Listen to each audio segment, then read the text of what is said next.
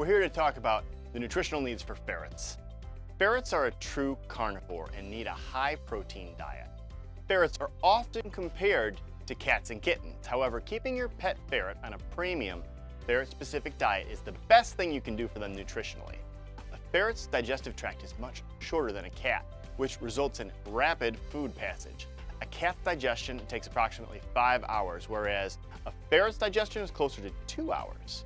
Because of this, many cat foods don't have ample time to break down in a ferret's system, and it'll pass through before they absorb all the nutrients.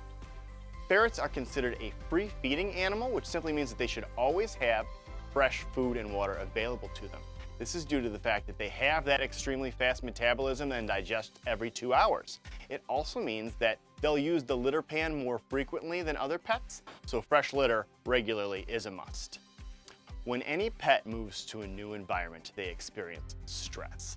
In ferrets, the main stress reaction is diarrhea, which can rapidly dehydrate the ferret. So baby ferrets should actually not eat hard ferret food. So when you buy ferret food, it's a little nugget. And so the proper thing to do is actually, in your food dish, you fill it a third of the way with the food, and then you fill it the rest of the way with warm water, and you let that sit for about 5 minutes. That will then kind of turn into a mush. Now, to help manage the stress, we do two different things. Ferrets can lose their appetite in their new environment. So we have this high-calorie appetite stimulant called Ferrovite. So you would just put maybe an inch of this on your finger and have the ferret lick it off. And then, you do that maybe right before you prep your food. And then after the food is ready, the ferret will be wanting to eat. When we make that water-food mixture, we recommend this duck soup.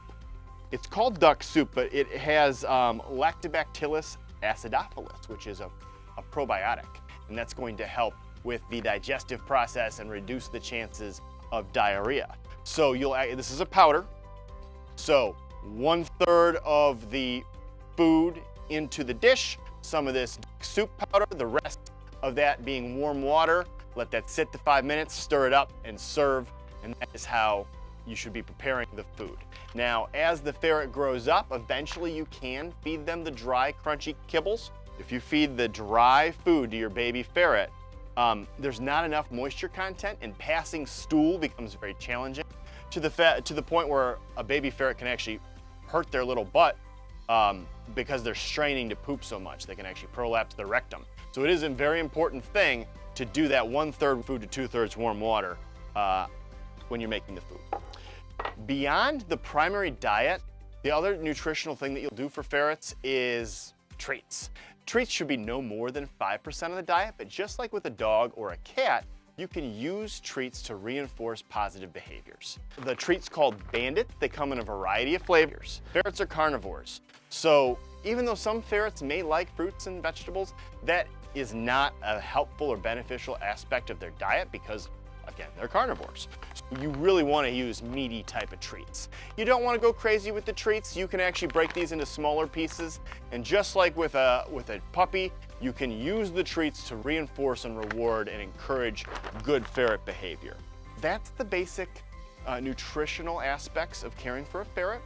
If you have any questions about ferret nutrition, please come to the store and speak with a pet counselor.